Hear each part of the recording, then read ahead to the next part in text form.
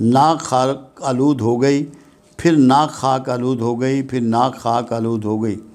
عرض کیا گیا ہے اللہ کے رسول صلی اللہ علیہ وسلم وہ کون آدمی ہے؟ آپ صلی اللہ علیہ وسلم نے فرمایا جس آدمی نے اپنے والدین میں سے ایک یا دونوں کو بڑھاپے میں پایا اور ان کی خدمت کر کے جنت میں داخل نہ ہوا۔ کیونکہ ایک بات تو سمجھنے کی ہے، قرآن میں 4 کی فرما برداری کا حکم موجود ہے، اللہ کی اپنی، رسول اللہ صلی اللہ علیہ وآلہ وسلم کی، اہل امر کی اور والدین کی۔ 4 فرما برداری ہیں جو قرآن نے آپ پر لاگو کی ہیں۔ جو ان میں سے ماں باپ کا فرما بردار نہیں ہوتا، آپ سمجھ لیں کہ وہ اللہ کا بھی فرما بردار نہیں ہے، وہ رسول اللہ کا بھی فرما بردار نہیں ہے۔ کیوں؟ اس کے پاس جو چیز موجود ہے موقع پہ وہ والدین ہیں۔ جب وہ موقع پہ جو موجود ہے اس کے پاس چانس موجود ہے، ان کا بڑھاپا موجود ہے، ان کی کمزوریاں موجود ہیں، تو وہ جب وہ کام نہیں کر رہا پھر اللہ رسول کی فرما برداری کب کرے گا، اہل امر کی کب کرے گا؟ تو یہ سب سے امپارٹنٹ فرما برداری جو ہے وہ ماں باپ کی ہے۔ اس میں ایک بات اور ہے، اللہ یہ چاہتا ہے اپنے ماننے والے کو کہ وہ احسان کو مانیں۔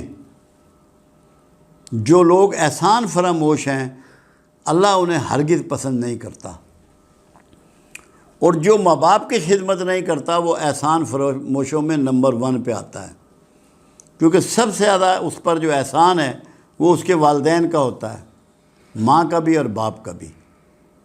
اس زمانے میں اس پہ وہ احسان کرتے ہیں جب وہ کسی قابل نہیں ہوتا۔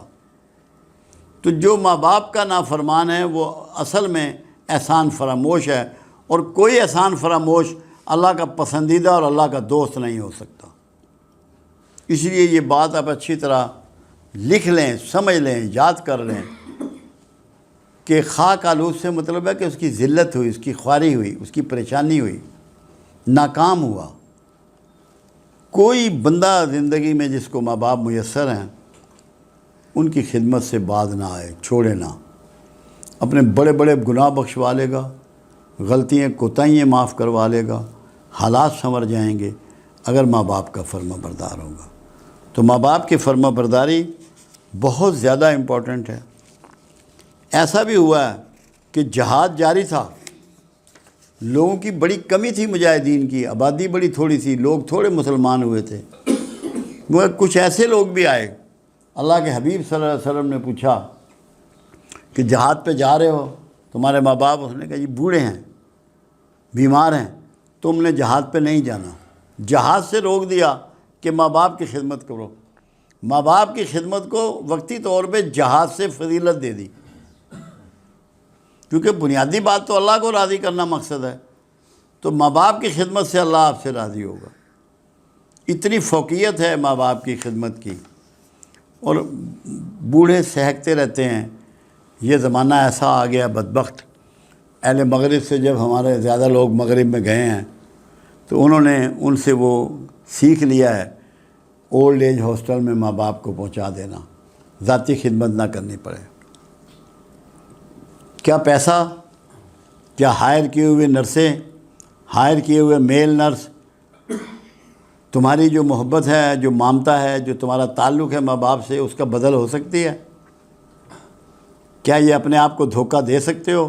اولڈ ایج ہاسٹل میں بھیج کر تم مطمئن ہو جاؤ کہ تم نے ماں باپ کی سیوا کر لی۔